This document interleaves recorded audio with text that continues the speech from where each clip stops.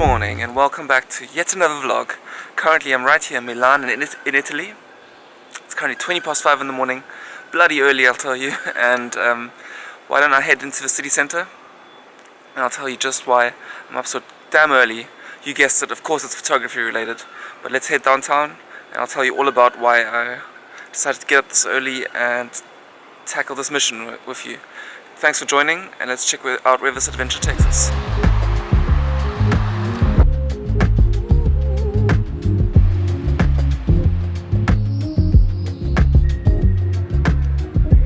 Made it to the heart of Milan. This is what Milan's all about. Check this out. You got the beautiful cathedral in the background, and then also this very fancy shopping center over here with this beautiful arches and glass ceilings. This is just really what Milan's all about. These are the photos you always want to see, and yeah, I'm loving it. I think this is the most beautiful location ever, but it does come with one big disadvantage. It's extremely popular. So if you come here in the afternoon or the evening, this entire square is swarmed with hundreds of people, but at 5:30 in the morning on the other hand, not a single soul in sight, except for some influencers over here. But who can blame them? A for effort, they also woke up early, they got the square for themselves just like me, and I'm excited to get out the camera and just make the most of this beautiful architecture. Check this out, wow. I'm gonna try play around with some compositions. It's currently still blue hour, lanterns are still on, the cathedral's lit. I mean, these are perfect conditions. Let's get out the camera and let's make this happen. Here's my setup for today. I jumped straight on the wide angle lens, in this case a Nisi 15mm lens, which is a beautiful little lens. It's quite cost effective, it gets the job done. Not the super sharpest, but yeah, the results are respectable regardless. And the reason why I chose the wide angle lens is obvious, because I want to fit in the gallery, whatever it's called over here, as well as the cathedral in one shot. I think they go beautiful in harmony together. And another thing to bear in mind when using the wide angle lens is you also want to be cautious of your foreground. So I'm loving these patterns here on the square, just the square on a square, as it just happens to be. And yeah, I'm using these white and black lines as the foreground just to complete the scene. And yeah, because we're using a high dynamic range situation, you can see the sky is quite bright, as well as the cathedral. But there's also a lot of detail in the shadows just down here at the bottom. I'm actually using bracketing, so I'm using 3 images, 2 stops apart, so -2, 0 and +2, and later in Lightroom I'm going to make an HDR out of those 3 photos, and that's what the final result will be. Check it out.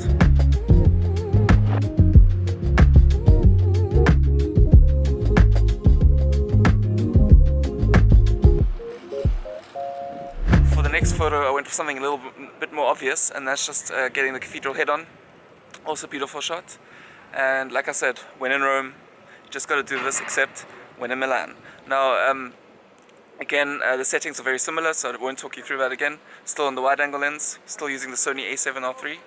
But another thing to bear in mind, I really want to emphasize this, when using a wide-angle lens, it's very important to really think about the composition, because it's actually a lot harder to compose with a wide-angle lens than it is to do with a telephoto lens. And the reason being, you'd think it just fits everything in and it's easier to use, but that's not the case, because you really need to be extra careful with your composition because you've got so much to work with. And in this case, again, working with the foreground, just using the shapes on the square, and symmetry is very, very important. You really want to make sure you're dead center and your camera is aligned dead center of the middle of the cathedral, because that's going to make all the work, and that's going to make your photo really look good, because you don't want to come editing your photos later and realize you were just a little bit off center and then the photo just doesn't have that perfect harmony. So I'm using some of the tiles, just trying to find really the center tile, put the camera in line, and also you've got the screen on the back of your camera just to review your photo, because it's not easy to fix these kind of symmetry misalignments in Photoshop. You just won't manage. I can't do it myself, and it's always easier just to get it right on location. So that's my tip for you on wide angle lenses and symmetry, very, very important. And with that in mind, let's see what else the square has to offer.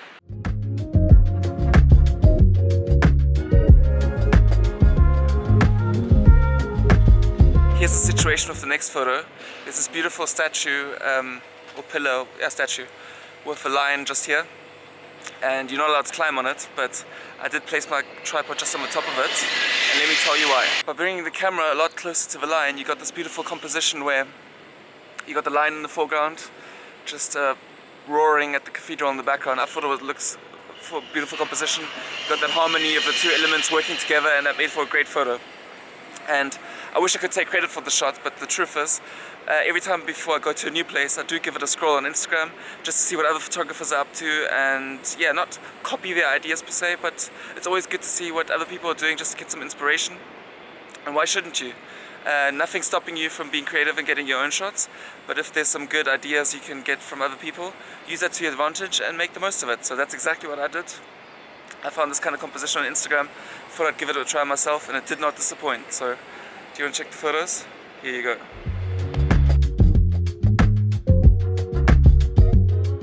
Side note on that one, the wide angle lens was just way too wide for this one. 15mm just gives you way too much foreground of the statue. I wanted to get in a little bit closer, a little bit tighter, and just focus more on that line and the cathedral up close.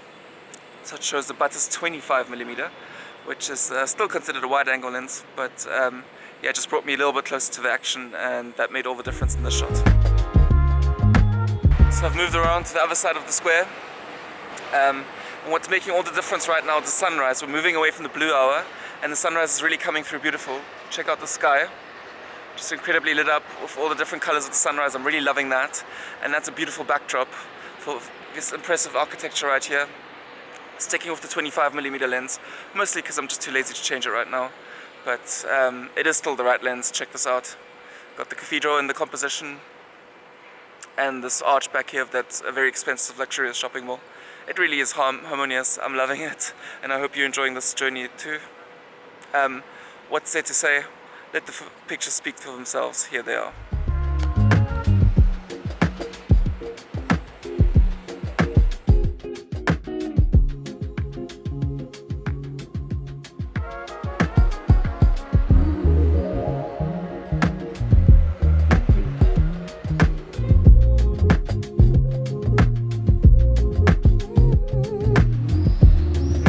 Now I have noticed that gradually but surely the city is starting to come to life. People are starting to pour out of the metro entrances, and remember, part of the reason why I came to here so damn early is to get the square all to myself. That's barely the case anymore, so we should make the use of these last few minutes and just head into the gallery and try to get this one as empty as possible, because this place also makes for some amazing shots. Let's walk over there and check it out. This place is grand, this place is majestic, incredibly beautiful, and if I've got one piece of photography advice for you, pack the widest lens you have. And if you don't have a wide lens, you might even have to panorama, because this place is vast. Just, yeah, look at all this beautiful detail, all this beautiful elements you can bring into your composition, and a wide angle lens is the only way to go, I'd say. Of course, you might want to pick out some details in the facades if that's your thing. I'm more of a landscape architecture guy, so I'm primarily focused on the bigger picture, and for that the wide angle lens is key. The widest lens I have is the 15mm Nisi lens, and I'd even say that's bordering on being a bit too tight even. I would have loved to have a 12mm with me, but you make do with what you have, and that's what I'm doing right here. Are you interested in the photos? Here they are.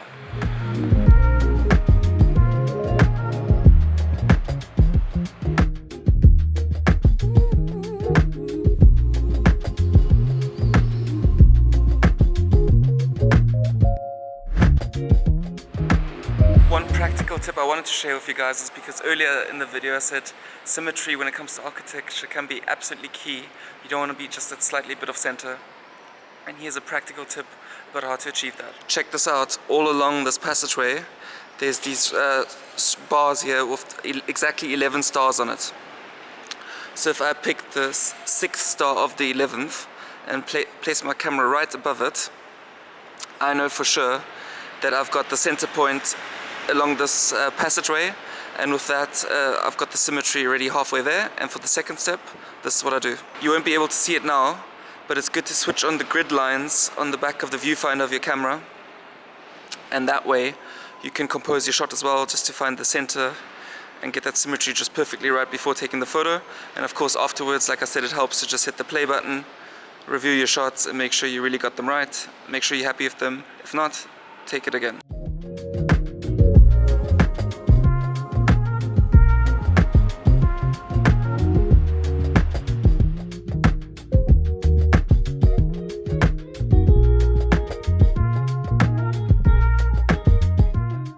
Here's something I ordinarily don't do, but I thought it's good to mix it up, try some new things, and you might walk away with some interesting results. So, stood right in the middle of this dome shaped mall. Check this out. Look at this beautiful glass dome above, and that's exactly the subject of my next photo. Popped the camera straight in the center and made it point directly up, and the results are pretty striking. Take a look and let me know what you think of this photo in the comments below. I'd love to get your feedback.